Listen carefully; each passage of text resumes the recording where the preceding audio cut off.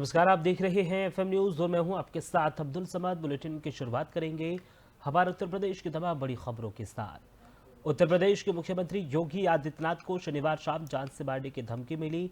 आपको बता दें कि मुंबई पुलिस कंट्रोल रूम में सीएम योगी के नाम पर कॉल किया गया था। इस कॉल पर ही सीएम को लेकर धमकी दी गई थी। मीडिया रिपोर्ट्स के मुताबिक मुंबई पुलिस के ट्रैफिक कंट्रोल सेल को एक अज्ञात नंबर से कॉल आया, जिसमें कहा गया कि अगर योगी आदित्यनाथ ने 10 दिन के अंदर इस्तीफा नहीं दिया तो हम उन्हें बाबा सिद्दीकी के जैसे ही मार डालेंगे। सीएम को मिली इस धमकी के बाद से ही सुरक्षा व्यवस्था अलर्ट पर की गई है। वहीं मामले को लेकर मुंबई पुलिस जांच कर रही है।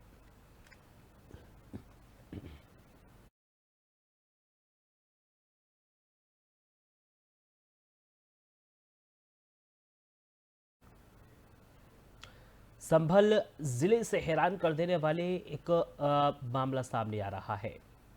यहां पर सौतेले पिता ने 2 मासूम बच्चों पर जमकर अपना कहर बरपाया। मामला संभल जिले के हयात नगर थाना इलाके के गांव दौलतपुरी का है। आपको बता दें कि गांव निवासी महेश ने करीब 3 साल पहले मुरादाबाद निवासी 2 बच्चों की मां रेखा के साथ शादी की थी। करीब 2 महीने पहले रेखा की मौत हो गई। इसके बाद उसके दोनों बच्चे सौरभ और शौर्य की परवरिश की जिम्मेदारी महेश पर आ गई। कुछ दिनों तक तो सब कुछ ठीक ठाक रहा, लेकिन उसके बाद सौतेले पिता ने दोनों मासूम बच्चों के साथ जुल्म करना शुरू कर दिया। छोटी छोटी बातों को लेकर दोनों मासूम बच्चों को घर में रहना मुश्किल हो रहा था। आरोप है कि 3 दिन पहले सौतेले पिता महेश ने दोनों मासूम बच्चों को लाठी डंडों से पीटा। इसके बाद उन्हें टॉयलेट में बंद कर दिया। यही नहीं, उन्हें खाने पीने को भी कुछ नहीं दिया गया। दोनों मासूम गंभीर रूप से बिल्कुल कमजोर हो चुके थे। दोनों मासूम बच्चे टॉयलेट में बंद रहकर रोते बिलखते टॉयलेट से बाहर निकलने की गुहार लगा रहे थे, लेकिन सौतेले पिता और घर वालों का कलेजा नहीं पसीजा। इसके बाद इसकी जानकारी लोगों को दी गई, जिसके बाद दोनों मासूम बच्चों को किसी तरह से टॉयलेट से बाहर निकाला गया। इसके बाद पुलिस ने आरोपी के खिलाफ मुकदमा दर्ज करते हुए उसे हिरासत में लिया। पूरे मामले की जांच की जा रही है।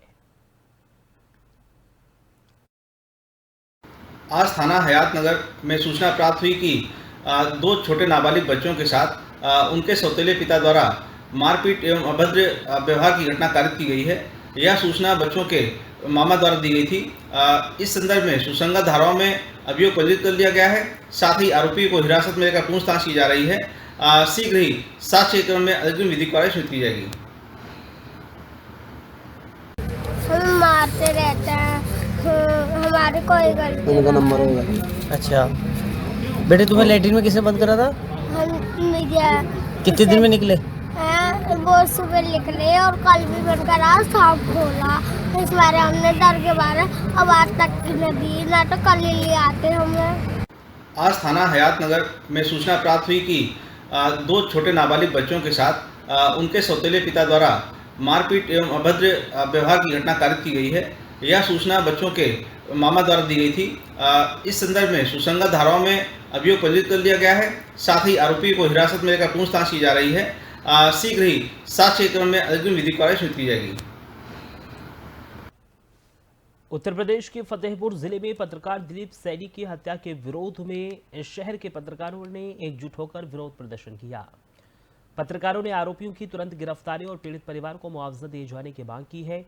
पत्रकारों ने हाथों में दफ्ते लेकर मार्च निकाला और न्याय की मांग करते हुए नाराजगी जताई गई। प्रदर्शनकारियों ने आरोप लगाया कि पुलिसकर्मी मामले में लापरवाही बरत रहे हैं और मांग की गई कि दोषी पुलिसकर्मियों पर भी कार्रवाई होनी चाहिए। पत्रकारों ने डीएम के माध्यम से मुख्यमंत्री को ज्ञापन सौंपा, जिसमें आरोपियों की जल्द गिरफ्तारी और मृतक के परिवार के लिए आर्थिक सहायता की मांग की गई।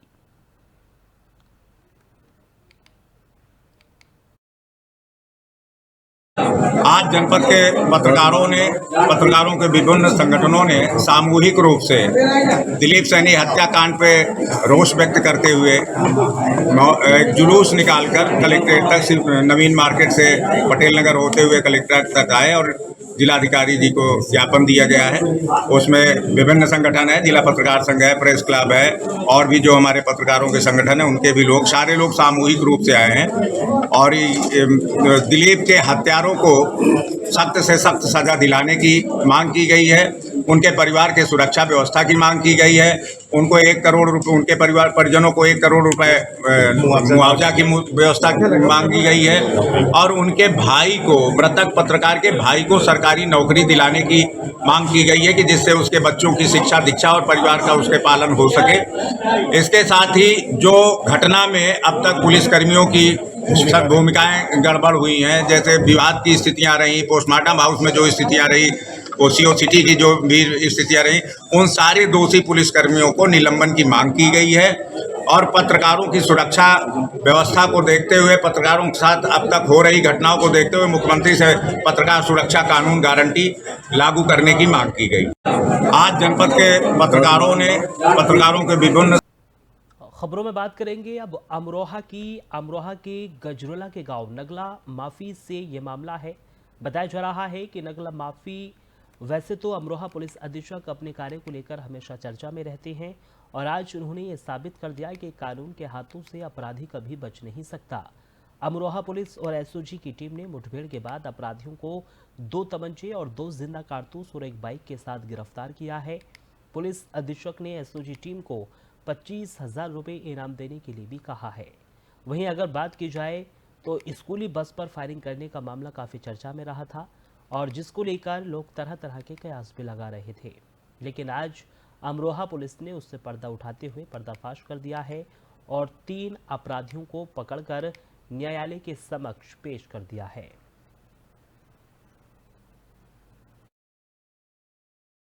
कुछ दिनों पूर्व थाना गजरौला क्षेत्र के अंतर्गत एक स्कूल बस के ऊपर फायर किए जाने की एक घटना हुई थी, जिसके संबंध में अनावरण के लिए पुलिस की कई टीमों का गठन किया गया था।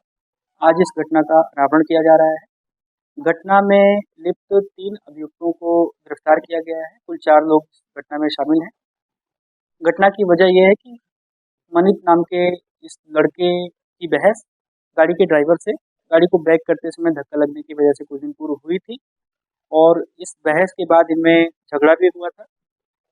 ड्राइवर को धमकाने और डराने के उद्देश्य से मनित ने अपने 3 और दोस्तों के साथ में मिलकर ये घटना प्लान की थी। घटना के बाद ये मौके से भाग गए थे। घटना के अनावरण के लिए पुलिस की 15 टीमों का गठन किया गया था और इन 15 टीमों ने लगभग 1 हफ्ते तक 300 घंटे से अधिक का सीसीटीवी फुटेज चेक किया। इसके लिए बड़ी संख्या में 150 से अधिक सीसीटीवी कैमरों को देखा गया। उनमें से कई जगह पे अपराधी मोटरसाइकिल से भागते हुए कैच हुए थे और इन सारी लिंक्स को मिला के अपराधियों को पकड़ते हुए घटना का। खबरों में बात करेंगे प्रतापगढ़ की, जहां इसने होटल मालिक के खिलाफ एफआईआर दर्ज की गई है। विष्णु खंडेलवाल पर मारपीट का आरोप लगा है।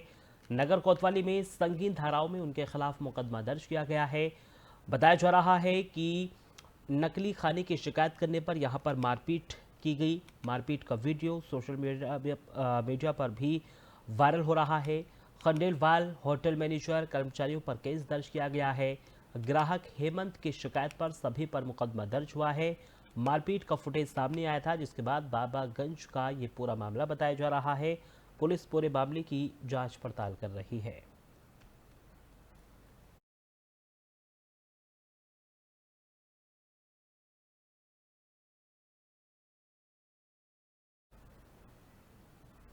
खबरों में आगे बढ़ेंगे। जालौन से खबर है, जहां निर्माणाधीन मकान की भरभराकर दीवार गिर गई।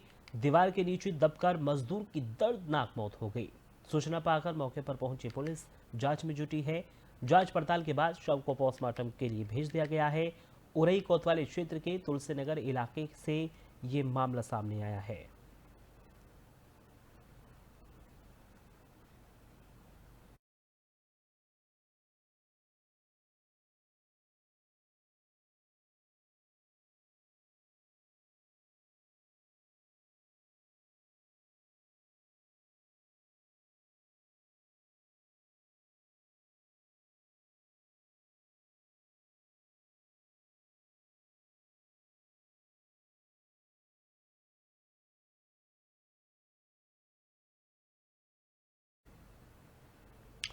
खबरों में आगे बढ़ेंगे। मैनपुरी की बात करेंगे। आपसी दुकान के कंपटीशन के विवाद में लाठी डंडे चले हैं। आपसी विवाद में चाचा भतीजे में जमकर मारपीट हुई है। आपसी विवाद को लेकर ये झगड़ा हुआ था, जिसके बाद अब मारपीट का वीडियो सोशल मीडिया पर वायरल हो रहा है। बीच बचाव कराने आई महिला को भी जमकर पीटा गया है और साथ ही साथ आपसी विवाद में दोनों पक्ष के लोग गंभीर रूप से घायल हो गए हैं। सूचना पर पहुंची पुलिस ने मामले को शांत करा दिया है। दोनों पक्ष की तहरीर पर पुलिस ने मुकदमा दर्ज कर लिया है। मैनपुरी के थाना किशनी के ग्राम किटहा की ये पूरी घटना बताई गई है। तो मैनपुरी से बड़ी खबर, जहां आपसी दुकान के कंपटीशन के विवाद में यहां पर लाठी डंडे चले हैं। चाचा भतीजे में जमकर लाठी डंडे चले हैं। कई और जो है वो कई लोग घायल बताए जा रहे हैं और ये मारपीट का वीडियो सोशल मीडिया पर तेजी से वायरल हो रहा है।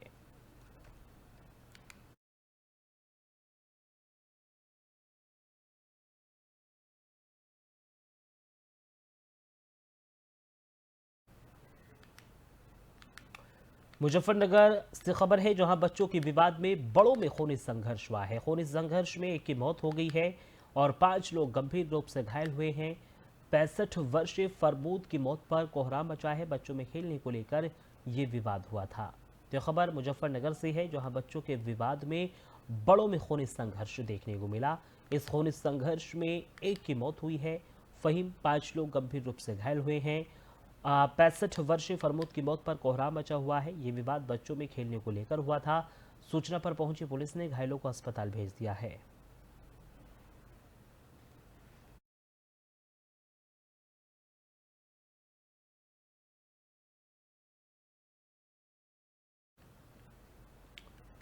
कानपुर देहात से खबर है, जहां 10 साल के मासूम छात्र की गला रेत कर निर्मम हत्या की गई है। हत्या से सांप्रदायिक सौहार्द बिगड़ा है, जिसके बाद अब एसपी ने मोर्चा संभाल लिया है। क्षेत्र में कई थानों की पुलिस फोर्स के साथ पीएससी भी तैनात की गई है। पुलिस ने 4 लोगों को हिरासत में लेकर जांच शुरू कर दी है। तो रूरा थाना क्षेत्र के सिठमरा में बीती रात एक छात्र की गला रेत कर हत्या कर दी गई। घटना के बाद तनाव को देखते हुए गांव और जिला अस्पताल में कई थानों की फोर्स के साथ पीएससी तैनात की गई है और साथ ही साथ जिलाधिकारी और पुलिस अधीक्षक ने गांव पहुंचकर घटना की जानकारी ली है। पुलिस ने कई लोगों को हिरासत में लेकर पूछताछ भी शुरू कर दी है। रूरा थाना क्षेत्र के सिठमरा निवासी अनिल चक्रवर्ती का बेटा आर्यान 10 साल बच्चे के साथ खेल रहा था। शाम के करीब चौकी से कुछ दूर स्थित बीच बाजार खून से लथपथ हालत में पड़ा मिला।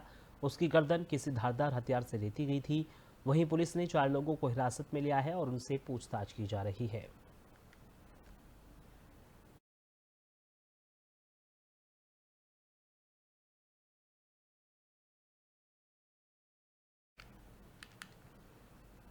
फर्रुखाबाद में वृद्ध ने तमंचे से गोली मारकर अपने आप को मौत के घाट उतार दिया। इसके बाद क्षेत्र में हड़कंप मच गया।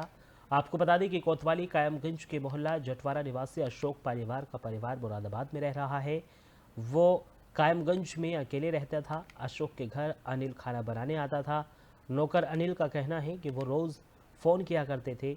जब आज फ़ोन नहीं आया तो उसने खुद कॉल की, लेकिन फ़ोन नहीं उठा। जब नौकर ने घर के अंदर जाकर देखा तो उसके पैरों तले ज़मीन खिसक गई। मालिक अशोक का शव खून से लथपथ पड़ा मिला, जिसके बाद नौकर अनिल ने घटना की सूचना मोहल्ले के लोगों और पुलिस को दी। मौके पर पहुंची पुलिस ने घटनास्थल से तमंचा बरामद किया है। पुलिस ने शव को कब्जे में लेकर पोस्टमार्टम के लिए भेज दिया है और आगे की जांच शुरू करनी है।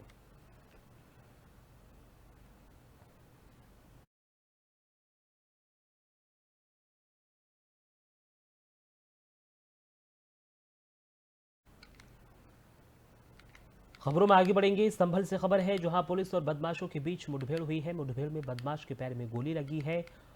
मुठभेड़ में बदमाश गंभीर रूप से घायल हो गया है।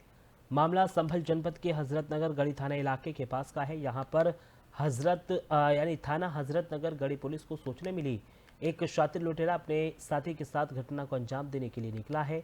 इस सूचना पर पुलिस ने चेकिंग की तो एक बाइक पर सवार 2 लोग आते हुए पुलिस को मिले, जिन्हें पुलिस ने रुकने का इशारा किया तो बाइक सवार लोगों ने पुलिस पर फायरिंग शुरू कर दी। जवाबी फायरिंग में बदमाश के पैर में गोली लगी। इससे घायल बदमाश जमीन पर गिर गया। एक साथी भागने में कामयाब रहा। फरार बदमाश की तलाश जारी है। पकड़े गए बदमाश पर 25,000 रुपये का इनाम घोषित है। पुलिस ने शाहरुख के कब्जे से लूटे हुए 10,000 रुपये, नगद और एक अवैध तमंचा और बाइक भी बरामद की है। आज शाम थाना हजरतनगर गढ़ी में सूचना प्राप्त हुई कि एक साथी लुटेरा जो कि थाना क्षेत्र से 25,000 रुपये का इनामी अपराधी एवं वांछित अपराधी है, जिसका नाम शाहरुख पुत्र बाबू निवासी सिरसी थाना हजरतनगर गढ़ी है। यह अपने एक अन्य साथी के साथ एक बड़ी घटना कारित करने के उद्देश्य से थाना क्षेत्र में आ रहा है। इस सूचना पर सिरसी फाटक के निकट चेकिंग लगाई गई तो यह अपराधी अपने साथी के साथ जाता हुआ दिखाई दिया, जिसे रोकने की कोशिश की गई तो इसके द्वारा पुलिस पार्टी में फायरिंग की गई। जवाबी फायरिंग में इसे के पैर में गोली लगी है। इसे चिकित्सा के लिए हॉस्पिटल भेज दिया गया है। इसका अन्य साथी जो कि भागने में सफल रहा था, उसकी तलाश की जा रही है। शीघ्र ही उसे भी गिरफ्तार करते हुए प्रकरण में कठोर विधिक कार्रवाई शुरू की जाएगी। आज शाम थाना हजरतनगर गढ़ी में सूचना प्राप्त हुई कि एक साथी लुटेरा जो कि थाना क्षेत्र से मुजफ्फरनगर से खबर है, जहां बदमाशों ने घर में घुसकर परिवार के साथ मारपीट की है। पीड़ित परिवार के घर में गोवर्धन पूजा हो रही थी, जिसके बाद इस घटना को अंजाम दिया गया। बदमाशों ने पूजा के दौरान मारपीट की है। सूचना पर भारी पुलिस फोर्स मौके पर पहुंचाई गई है। तो उत्तर प्रदेश के मुजफ्फरनगर जनपद में कच्ची सड़क पर उस समय बड़ा बवाल मच गया, जब विशेष समुदाय के कुछ युवकों ने पड़ोसी के मकान में जबरन घुसकर युवतियों के साथ छेड़छाड़ की और मारपीट की घटना को अंजाम दिया। बताया जा रहा है कि जिस समय पीड़ित परिवार अपने घर में गोवर्धन की पूजा कर रहा था, उसी दौरान युवाओं ने घर में घुसकर घटना को अंजाम दिया है। इस घटना में जहां पीड़ित परिवार के लोगों की चोटें भी आई हैं, तो वहीं आरोप है कि घटना के दौरान आरोपियों ने गोवर्धन पूजा पर भी थूकने का काम किया है। आपको बता दें कि इस घटना की सूचना आग की तरह क्षेत्र में फैल गई, जिसके चलते बीजेपी के पूर्व जिला अध्यक्ष विजय शुक्ला ने तुरंत हिंदू समाज के लोगों के साथ मौके पर पहुंचकर आरोपियों की गिरफ्तारी की मांग की है। तो वहीं आला अधिकारी भी सूचना पर तुरंत भारी पुलिस फोर्स के साथ मौके पर पहुंचे और एक आरोपी युवक को हिरासत में लेते हुए पीड़ित परिवार को उपचार के लिए अस्पताल में भर्ती कराकर मामले को शांत करा दिया है। एक लड़का है उनने मेरे पैर पे थूका। सर मैंने उसे कहा भाई ना थूके, तो सर उसने मेरे साथ यहाँ मार। सर आज मेरी बहन नहीं आती और ये सामने वाली है वाइफ ऑफ आंसू।